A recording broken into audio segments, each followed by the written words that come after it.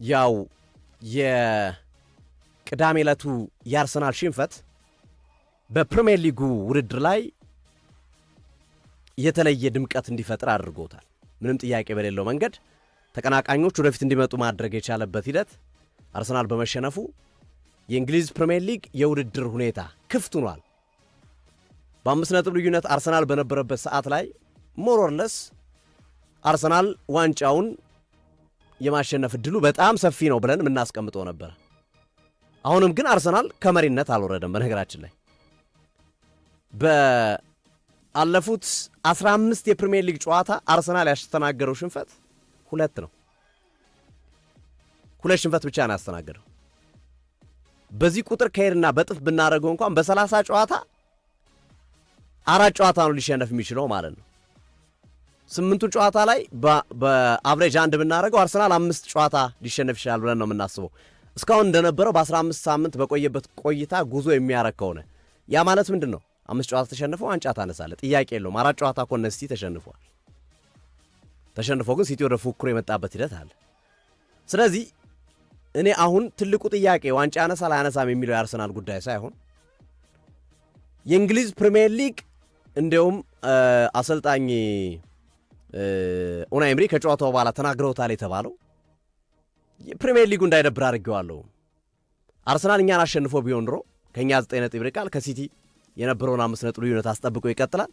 በቀጣይ ጨዋታዎች ደግሞ ቀላል ጨዋታዎች ያሉት እነ ወልቭስ ምናምን እነሱን ካሸነፈ ያው በዝርዝር አላስረዱትም እርሳቸው ጠቅላላ አድርገው ያሉት ሊጉን ደማቅ እንዲሆን አድርጌዋለሁ ነው ያሉት። ሊጉ እንዲደምቅ አድርጌዋለሁ ነው ያሉት። ግን ስንተነት ነው ወደ ውስጡ ስንገባ ግን ሐሳባቸው ይሄ ነው። እንዲያውም አርሰናል አሁን እየሄደበት ባለበት ፔስ ቼልሲ ላይ ነጥብ ባይጥል በጎዶሎ ቼልሲ እንደመጫወቱ መጠን ቼልሲን አሸንፎ ቢሆን ኖሮ የትናንትናውን ጨዋታ አሸንፎ ቢሆን ኖሮ ጥር ላይ የካቲት ላይ አርሰናል ዋንጫ የሚያነሳበትና ሊጉ በቃ ዜሮ የሚሆንበት ወይም ፈዛዛ የሚሆንበት እድል ሰፊ ነበረ። ይሄ መሆኑ እኔ እንደ እግር ኳስ ተመልካች እንግሊዝ ፕሪሚየር ሊግ እንደሚወድ ሰው እኔ ደስ ብሎኛል። እውነት ለመናገር ይሄ መሆኑ ፉክክሩ ጠንካራ ይሆናል፣ ለተመልካች በጣም አጓጊ ይሆናል። ነገ አርሰናል ይጥል ይሆን፣ ነገ ሲቲ ይጥል ይሆን፣ አስቶን ቪላን ብናወጣው እንኳን ኢቨን አስቶን ቪላን ፉክክር ውስጥ አለ። ከአርሰናል በ3 ነጥብ ብቻ ነው የራቀው። ነገ ሌሎቹ ክለቦች አገግመው ይመጡ ይሆን የሚለውን ሁሉ እንድንጠይቅ ያደርጋል። የአውሮፓ እግር ኳስ ያለበትን ሁኔታ ተመልከቱት። አንድ ጨዋታ ስታሸንፍ አውሮፓ እግር ኳስ ውስጥ ትገባለህ። አንድ ጨዋታ ስትሸነፍ ከአውሮፓ እግር ኳስ ትወጣለህ። ተመለከታችሁት? አንድ ጨዋታ አሸንፈ ከ12ኛ ተነስተ 4ኛ ትመጣለህ። አንድ ጨዋታ ስትሸነፍ ከ4ኛ ተነስተ 13ኛ ልትሄድ ትችላለህ። በዚህ ውስጥ ምን ሆነ ማለት ነው? ቢያንስ 11 እና 12 ክለቦች ተስፋ አላቸው ማለት ነው። ይሄ ሲሆን ምን ይሆናል? ሊጉ ይደምቃል። ዳስቲት በዋንጫው ፉክክር ላይም ይህን ነው መመልከት የቻልነው። ጨዋታው ላይ አርሰናል ተሸንፏል። አዎ፣ ግን አርሰናል ደክሞ ነው የተሸነፈው አይደለም። የጥያቄ መመለስ አለበት። አሁን አንዳንዴ ሽንፈት አለ፣ አሳማኝ ሽንፈት አለ። የሽንፈት ደግሞ ዝም ብሎ ማለት በአጋጣሚ እግር ኳስ በሚያመጣው ሁኔታ የምትሸነፈው ሽንፈት አለ። ያ ማለት አስቶን ቪላን እያወረድኩ አይደለም። በጣም በጣም በጣም ምርጥ ቡድን ነው አስቶን ቪላ። ግን አርሰናል ምርጥ ነበር። እውነት ለመናገር ጨዋታው ዲዘርቭ የሚያደርገው አቻ ነበር። ሁለቱም ካሳዩት ፐርፎርማንስ አንጻር፣ ከሞከሯቸው ሙከራዎች አንጻር፣ ከተሳቱት ጎሮች አንጻር ወደ መጨረሻ አካባቢ አስቶን ቪላዎች ጫናውን ጨምረው ጁሪያን ቲምበርጅ የጨረፋ ኳስና በጎል ቋሚ ታካ የወጣቸው ኳስ እንዳለችና እና ሌሎች ኳሶችም ወደ መጨረሻ አካባቢ የፈጠሩት ጫና እንዳለ ሆኖ ሙሉ ግን ጨዋታውን ኤክስትራ ታይሙንም 90 ደቂቃውንም ማርገን ጨምቀን ብንመለከተው ሞሮርለስ የሙከራ ሂደታቸው የተጫዋቾቹ እልህ ያለመሸነፍ ፍላጎትና መሰል ነገሮች በትልቁ በሁለቱም ቡድኖች በኩል ፉክክር የተመለከትንበት ነው። አርሰናል አንሶ አይደለም የተሸነፈው፣ አስቶን ቪላም በጣም በልጦ አይደለም ያሸነፈው። አስቶን ቪላም ዲዘርቭ የማያደርገው ውጤት አልነበር። አርሰናልን ቢያሸንፍ ዲዘርቭ ያደርግ ነበር ይህንን ውጤት። በተመሳሳይ ቪላ ማሸነፉ ዲዘርቭ የሚያደርግ ውጤት ነው። በዚህ ሂደት ውስጥ ነው እንግዲህ ያ ውጤት ሊመዘገብ የቻለው። በዋናነት ጨዋታው ላይ ኡናይ ኢምሪና ኢሚሊያኖ ማርቲኔዝ የተለየ ስሜት ነበራቸው። በአስቶን ቪላ በኩል በጣም የተለየ ስሜት ነበራቸው፣ ይታወቃል። ሪዝን አላቸው። ኡናይ ኢምሪም አይፈለጉም ተብሎ ነው የተባረሩት። የተካቸው ሚካኤል አርቴታ ነው። ከ12 ጨዋታ 6 ጨዋታ አሸንፈውታል። ከሲቲ ቀጥሎ አርሰናልን በአርቴታ የሰልጣኝነት ዘመን ያሸነፈው ኡናይ ኢምሪ ነው። 6 ጨዋታ፣ ሲቲ 7 ጨዋታ። በአንድ ጨዋታ ብቻ ነው ጋርዲዮላ የሚበልጡት ኡናይ ኢምሪ። ምን አይነት በቀል ያረገዘ ስሜት እንዳለው ማሳያ ነው። ኢሚሊያኖ ማርቲኔዝ ልብ በሉ ብራይተንን 4-3 አስቶን ቪላ ባሸነፈበት ጨዋታ ኢሚሊያኖ ማርቲኔዝ በጉዳት ምክንያት ወጥቷል። በዛ ጨዋታ ላይ በጉዳት ምክንያት የወጣ ተጫዋች በ2 ቀን በ3 ቀን ውስጥ ወደ ሜዳ ሊደርስ አይችልም። ኦቤዝሊ በዛ ጨዋታ ተጎድቷል። ግን የአርሰናሉ ጨዋታ ላይ የገባው ከነ ህመሙ ነው፣ ከነ ጉዳቱ ነው የገባው። እልህ ስላለበት አርሰናል ነጥብ ማስጣል ስለሚፈልግ ተገፍቻለሁ ብሎ ስለሚያስብ ተናግሯል። እሱ ቃል በቃል ደጋፊዎችን ወዳቸዋለሁ፣ ደጋፊዎችን በወዳቸውም ነገር ግን የተገፋውበት መንገድ ግን ያው ሊገፋ የሚችለው ደጋፊ አይደለም። ኦብቪየስሊ ኢሚሊያኖ ማርቲኔዝን የገፋው አሰልጣኙ፣ የአሰልጣኙ ውሳኔ፣ የባለቤቶቹ ውሳኔ ነው፣ የቴክኒክ ዳይሬክተሮቹ ውሳኔ ነው። እነሱ ጋር ነው ያለብኝ ነው የሚለው። ግን ሁሌም አርሰናል የሚል ስም ሲነሳ ኢሚሊያኖ ማርቲኔዝም በቃሬዛም ይገባል።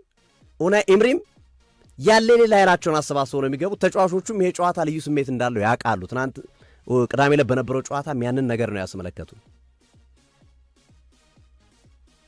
በነገራችን ላይ አስቶን ቪላ አነሳሱ ጥሩ አልነበረም። በፕሪሚየር ሊጉ ሲጀመር 2 ጨዋታ ተሸንፏል፣ አቻ ወጥቷል። ኡናይ ኢምሪ በመጀመሪያዎቹ 5-6 ጨዋታዎች እኮ ይሰናበቱ እየተባለ ነበር እኮ፣ ጫና ሲበዛባቸው ነበር እኮ። ቀስ ብሎ ነው የመጡት፣ ቀስ ብሎ ነው ወደ ፉክክር መምጣት የቻሉት። አሰልጣኙ ኡናይ ኢምሪ ካለፉት 9 ጨዋታዎች 8ቱን አሸነፉ። ከሊቨርፑል ሽንፈት ውጭ ሌላዎቹን ጨዋታዎች በሙሉ አሸነፉ። እሱ ነው በትልቁ ያገዛቸው፣ በትልቁ የጠቀማቸው። አስቶን ቪላ በዋንጫው ፉክክር ይቀጥላል። 50-50 ነው የሚቀጥል ቡድን አይመስለኝም። ግን ስቲል ለትልቆቹ ቡድን ፈተናዎች እንደሆነ ይቀጥላል። አርሰናልም በመርሱ ከኤምሬትስ ላይ ሲጫወት ይሁን ሲቲንም ቪላ ፓርክም ይሁን ኢታር ላይ ቼልሲንም በለው ማንንም በለው የትኛውንም ክለብ ማሸነፍ የሚችል ብቃት እንዳለው ግን መናገር ይቻላል። ግን ሊሸነፍም የሚችል የመሸነፍ እድሉም ሰፊ የሆነ ቡድን ኮንሲስተንትሊ በወጥነት ይህንን አቋም ሊያሳይ ይችላል። አይሮን ነው አይመስለኝም። እንደ ሌስተር ሲቲ ክስተቱ ነው መጥቶ ያን ነገር ማድረግ ከቻለ አብረን የምንመለከተው ይሆናል። ይሄ አንቢሊቬብል ነው የተባሉት አይደል? ሌስተር ሲቲዎች በቃ የማይታመን ነው የተባለው አይደል? እንደዛ አይነት ነገር ይዞ ካልመጣ በስተቀር ቪላ በዛ ደረጃ ልዩነት ይፈጥራል የሚል እምነት የለኝም። ከዛ ይልቅ ግን ለአርሰናል ስጋት የሚሆነው ወይም በተቃራኒው ለሲቲ ስጋት የሚሆነው አርሰናል ነው። ለአርሰናል ስጋት የሚሆነው ሲቲ ነው። አሁን ባለው ከረንትሊ ባላቸው ፐርፎርማንስ ዋንጫውን የማንሳት እድሉ የሁለቱ ነው።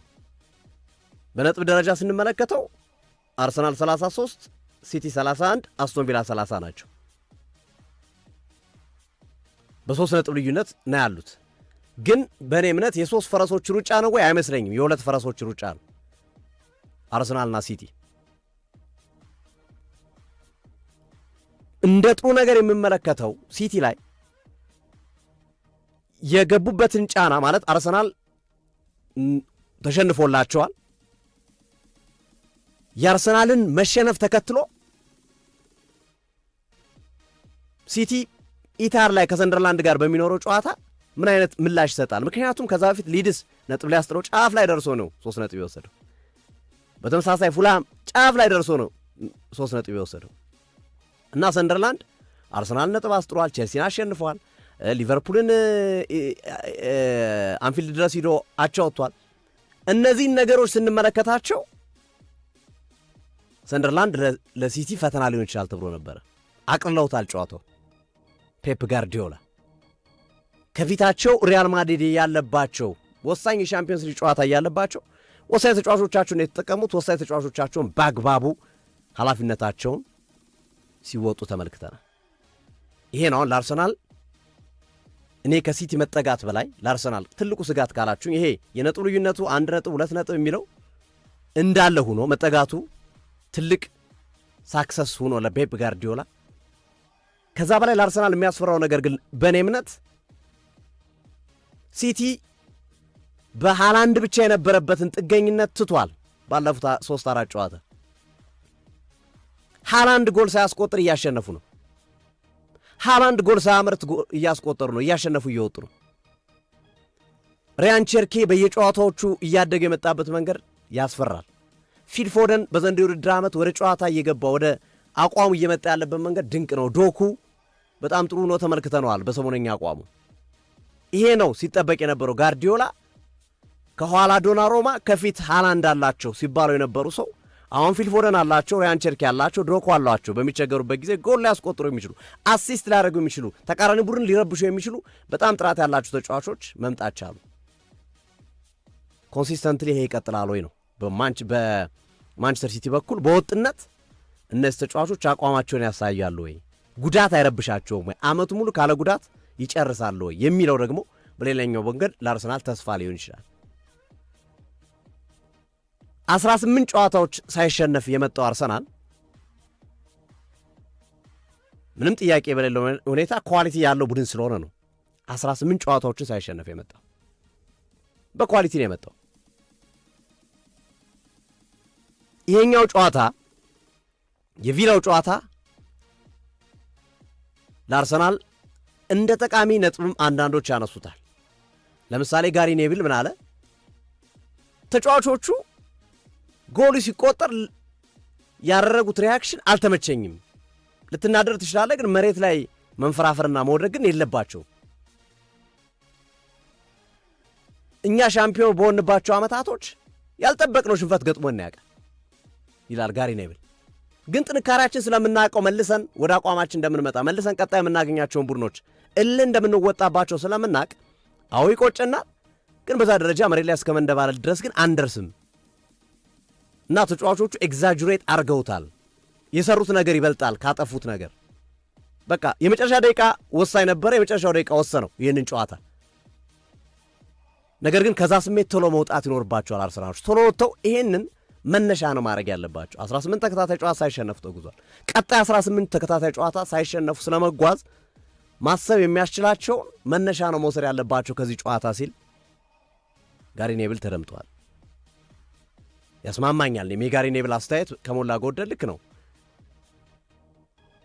ተሸንፏል። አዎ አንዳንዴ በእግር ኳስ ውስጥ እንዲህ አይነት ነገሮች ያጋጥማሉ። ሲቲ ጠንካራው ሲቲ እኮ በጣም አለ በተባለበት ሰዓት የጋርዲዮላ ሲቲ እኮ ባልሆነ ቡድን ሲሸነፍ ተመልክተነው እናውቃለን። ግን ተከታታይ አይደለም የሚሸነፈው፣ 2-3 ጨዋታ አይደለም የሚሸነፈው። አንዷን ተሸነፈ አይደል፣ ከዛ በኋላ አታገኘውም። ከዛ በኋላ 20-30 ጨዋታ ተከታታይ ሊያሸንፍ ይችላል፣ ሳይሸነፍ ሊወጣ ይችላል። አርሰናልም ይህንን እንደ ቁጭት እንደ መነሻ አድርጎ ለቀጣይ 20 ጨዋታ ነው ማሰብ ያለበት በሚል ጋሪ ኔቪል ያነሳው ሐሳብ የሚያስማማ ይመስለኛል። በነገራችን ላይ አርሰናል እነዚህን ሽንፈቶች ሲያስተናግድ ልብ ማለት ያለብን ነገሮች አሉ። ካለረፍት እየተጫወቱ ያሉ ተጫዋቾች አሉ። ዙቢሜንዲ፣ ራይስ፣ ቲምበር፣ ካላፊዮሪ የመሳሰሉ ተጫዋቾች ካለረፍት እየተጫወቱ ያሉ ተጫዋቾች ናቸው። በየሳምንቱ በየ3 ቀኑ ሪፍሬሽ ማድረግ ይፈልጋል እነዚህን ተጫዋቾች።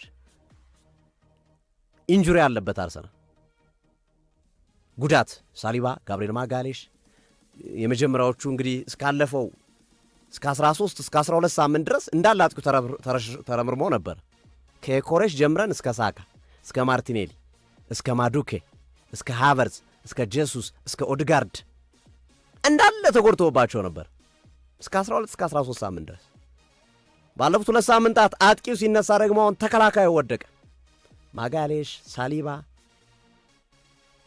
ሙስኬራ፣ እንደገና ካላፊዮሪ ቅጣት ለወልቭሱ ጨዋታ አይጫወትም።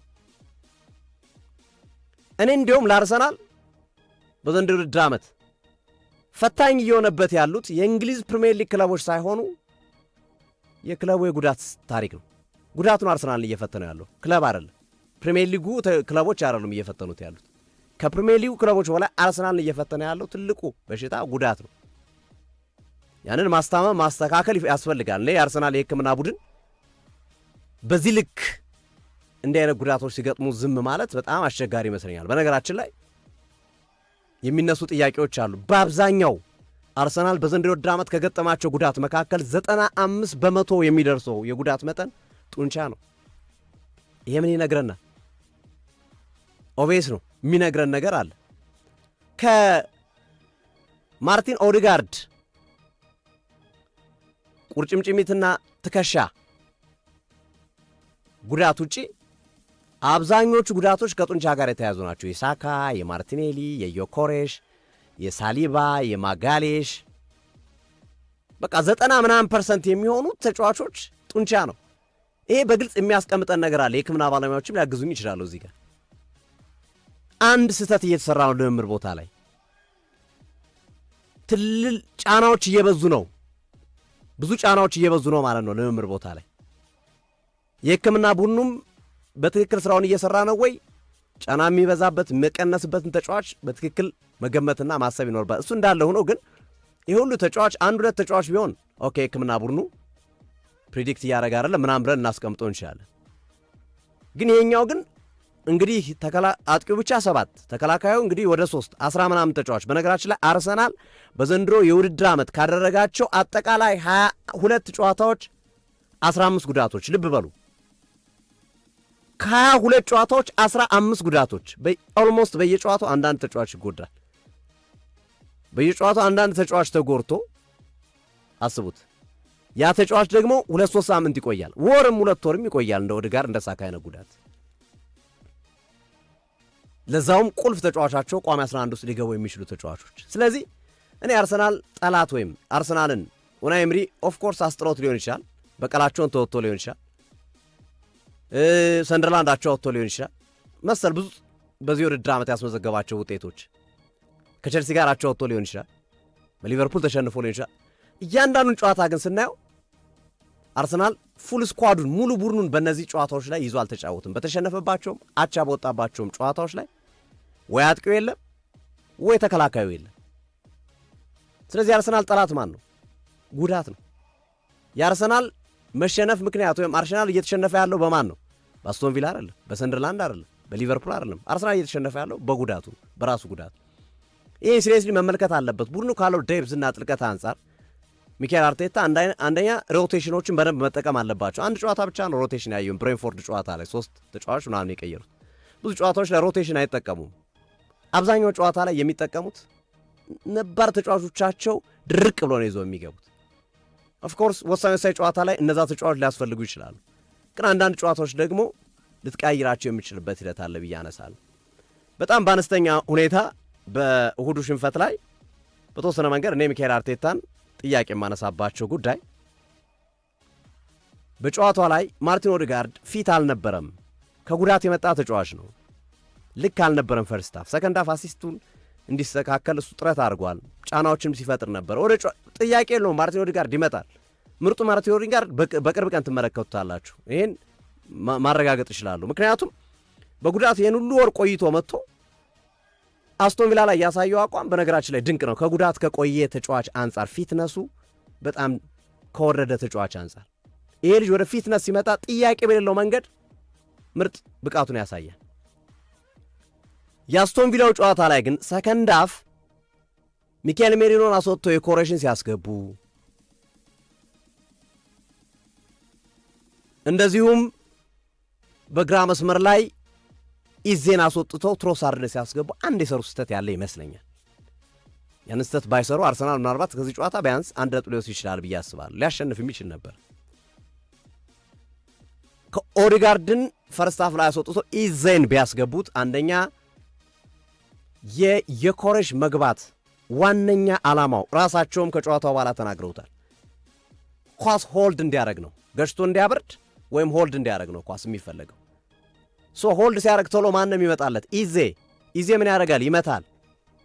ታሲት ይህን ነው ሲያደርጉ የነበሩት ባለፉት ጨዋታዎች ኦዴጋርድ ባልነበረባቸው ጨዋታዎች። በነገራችን ላይ አርሰናል ኦዴጋርድ በተሳተፈባቸው ጨዋታዎች በሁለት ጨዋታ አንዱ ተሸንፏል፣ አንዱ ናቸው ወጥቷል። ከዛ በፊት በነበረው ጨዋታ ላይ ግን እሱ በሌለባቸው 10 ምናምን ጨዋታዎች ላይ አንድ ጨዋታ ብቻ ነው አርሰናላቸው ያወጡ። አንዳንዴ ቻንስ እድል ሊሆን ይችላል፣ ግን በዛ ጨዋታ ላይ በነበረው እንቅስቃሴ ኢዜ ሰከንድ ሃፍ ላይ ቢቆይ የኮሬሽ ሆልድ ያደርግለታል፣ ኳስ ይሸፍንለታል፣ እሱ ይመታል፣ ይሰበስብላቸዋል፣ ተከላካዩን መምታት ይችላል። ኦድጋርድ እንደዛ አይነት ተጫዋች አይደለም። ኦድጋርድ አጭር ፓሶችን፣ ጥራት ያላቸው ኳሶችን ወደ ሳጥኑ ይከታላው ያስገባል። ግን በኢዜ ደረጃ ገፍቶ ደርምሶ የሚገባ አይደለም። ከነበረው የአማካይ ክፍል ጥምረት አንጻርም ኦናና ነበረ፣ ካማራ ነበር፣ በጣም ጉልበተኞች ናቸው። ቴልማንስ ነበረ። እንደዚህ አይነት ተጫዋቾችን ዶሚኔት ሊያደርግ የሚችለው ኢዜ ሊሆን ይችል ነበረ። ጨዋታው ላይ ልክ አልነበረም። ግራ መስመር ላይ ኢዜ ኦፍ ኮርስ ልክ አልነበረም። ግን በዛ ቦታ ከተጫወተ ምን ያህል ጊዜ ሆነው ኢዜ በክሪስታል ፓላስ ይብን በዛ ቦታ ላይ አይጫወትም። ሞር ወደ አጥቂ ጀርባ ሆኖ የ10 ቁጥር ሚና ይዞ አንደኛው የክንፍ መስመር ላይ ወይም አንደኛው የሚዱ አንደኛው ክፍል ላይ ሞር ወደ አጥቂው ተጠግቶ ነው የሚጫወተው። በክሪስታል ፓላስ ወደ መስመር በጣም ወጥቶ ዋይድ የመስመር ተጫዋቹ ነው አይጫወትም። ሲጫወት አልተመለከትነው። ስለዚህ የማያውቀው ቦታ ላይ ወይም የረሳው ቦታ ላይ ነው ወስዶ ያስገቡት አሰልጣኝ ሚካኤል አርቴታ። ስለዚህ ወደ ቦታው መልሰውት ቢሆን ድሮ ጥሩን ኢዜ ልንመለከት እንችል ነበረ። ይገባኛል። የቀየሩበት አንደኛው ምክንያት የመጀመሪያዋ ጎል ስትቆጠር ማቲካሽን ማርክ አላረገው። ኦፍ ኮርስ ስህተት ነው፣ የሱ ስህተት ነው የመጀመሪያዋ ጎል መቆጠር። ካላፊዮር ሌላ ተጫዋች ለማየት ይዟል። እሱ ወደ ካሽ መጠጋት ነበረበት።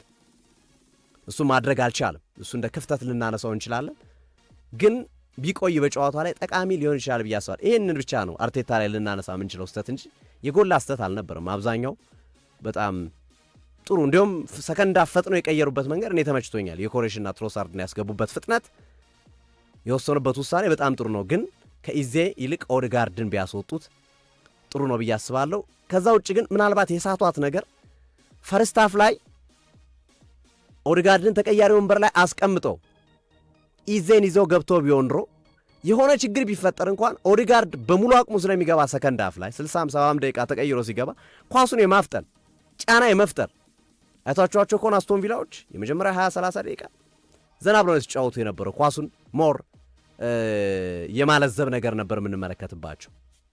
እንደዚህ አይነት ጨዋታ ይሆን ነበረ። ኢዜ እያፈጠኑት አልነበረም ኳሱ። በዛ ሁኔታ ውስጥ ተቋቁሞ አርሰናል ካስቶን ቪላ ጋር ቢወጡ እንኳን ኦዴጋርድ የመጨረሻዎቹ 20-30 ደቂቃ ገብቶ ኒውካስል ላይ ሴንት ጄምስ ፓርክ ላይ ያደረገውን አይነት አቋም ማሳየት ይችል ነበር የሚል እምነት አለ። እነዚህ ሁለት ጥቃቅን ስህተቶች በአርቴታ በኩል እንደ ጥያቄ ልናነሳቸው እንችላለን። ግን እንደ አጠቃላይ ግን አርሰናል በአስቶን ቪላ ተሸንፏል። ግን ስቲል የፕሪሚየር ሊጉ ላይ ካሉ ቡድኖች ስቲል አሁን ባለው ሁኔታ ጥሩ ቡድን አርሰናል ነው። ተስፋ ያለውም ዋንጫ የማንሳት እድሉም ሰፊ የሆነው ቡድን አርሰናል ነው። ስቲል ሊጉንም እየመራ ያለው አርሰናል ነው።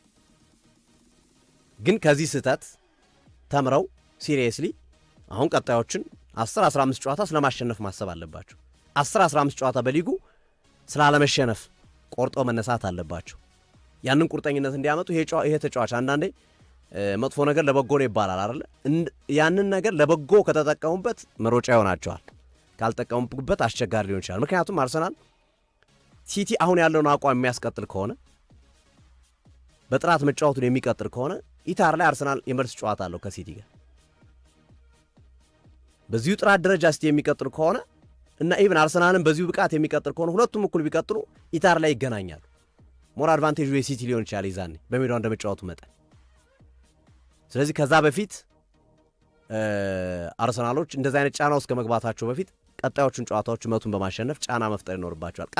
ቀላል ጨዋታ ነው። በቀጣይ ሳምንታት ወልቭስ ነው ያላቸው፣ ኤቨርተን፣ ከዛ በኋላ ብራይተን ነው ያላቸው፣ ከዛ አስቶን ቪላን ኢምሬትስ ላይ ያገኛል። አብዛኛው ደግሞ ሆም ነው የሚጫወቱት፣ ሜዳቸው ላይ ነው የሚጫወቱት ብዙዎቹን ጨዋታዎች በፕሪሚየር ሊጉ ማለት ነው። ፓላስ አለ በመሃል በሊግ ካፕ የሚያደርጉት ጨዋታ የሩብ ፍጻሜ ጨዋታ። ከዚህ አንጻር መመልከት ይኖርባቸዋል እና የአርሰናል ደጋፊዎችም ብዙም ኦፍኮርስ ሽንፈት ያናድዳል። ኦፍኮርስ ግን አሁንም ሊጉን እየመራ ነው ቡድኑ። አሁንም የሊጉ ጠንካራ ቡድን አርሰናል ነው እና እኔ አርሰናል ተመልሶ ወደ ሀያልነት ወይም ወደ ነበረበት ጠንካራ አቋም እንዲመለስ የሚያደርገው ይሆናል ብዬ አስባለሁ። ከጉዳቶች ጋር በተያያዘ ለጠየቃችሁን ጥያቄ ሳሊባ ለወልቭሱ ጨዋታ ይደርሳል። የነገው ጨዋታ ላይ ምናልባት ክለብ ብሩጅ ከመሆኑ ጋር ተያይዞ እንደው ማች ፊትነሱን ለመጠበቅ ካልሆነ ላይጠቀሙበት ይችላሉ። ከክለብ ብሩጅ ጋር ሮብ ላለባቸው ጨዋታ ግን ተመልሷል። ትሮሳርድ ግን የመጀመሪያው ቅያሪው ጉዳት አልነበረም ሲባል ነበረ። በኋላ ላይ ግን ጉዳት ነው እየተባለ ነው የሚገኘው። ራሱ የነበረበት ጉዳት ነው ያገረሸበት፣ ድኖ መጥቷል የተባለበት ጉዳት ማለት ነው። ስለዚህ ማየት አለብን፣ መመርመር አለብን። ይሄኛው ረጅም ጊዜ ያቆያል ወይስ ቶሎ የሚመለስ ነው የሚለው አብረን እናያለን። ግን ለክፉ የሚሰጥ አይደለም ሲሉ አርቴታ ተደምጧል እና ሳሊባ የመምጣት እድል ይኖረዋል። ከዛ ደግሞ ከወልቭሱ ጨዋታ በኋላ አንድ ሳምንት አርሰናል ያርፋል። 7 ቀን አርፎ ነው የሚጫወተው ከኤቨርተን ጋር። ሌሎቹ ማን ላይ ይጫወታሉ? አርሰናል አንድ ሳምንት አርፎ ነው የሚጫወተው። ሌሎቹ የሊግ ካፕ ጨዋታዎችን እነ ቼልሲ እነ ሲቲ የሊግ ካፕ ጨዋታዎችን በመሃል ያደርጋሉ። አርሰናል ግን ክሪስታል ፓላስ ቀጣይ ሐሙስ ጨዋታ ስላለው የአውሮፓ ሊግ ጨዋታ መጫወት ስለማይችሉ በሌላኛው ሳምንት መሃል ነው ያደረጉት የአርሰናልና የክሪስታል ፓላስን የሊግ ካፕ ጨዋታ። ስለዚህም አድቫንቴጅ ነው። ማጋሌሽ ሊያገግሙ ይችላሉ። ለኤቨርተኑ ጨዋታ የማገገም እድላቸው ሰፊ ነው። እንደ ዲክላን ራይስ፣ ዙቢሜንዲ አይነት የደከሙ የለፉ ድካም ያለባቸው ተጫዋቾች ሪፍሬሽ አርገው ሊመጡ የሚችሉበት እድል ሰፊ ይሆናል ብዬ አስባለሁ። ይህንን ለማንሳት ያልነው አድማጭ ተመልካቾቻችን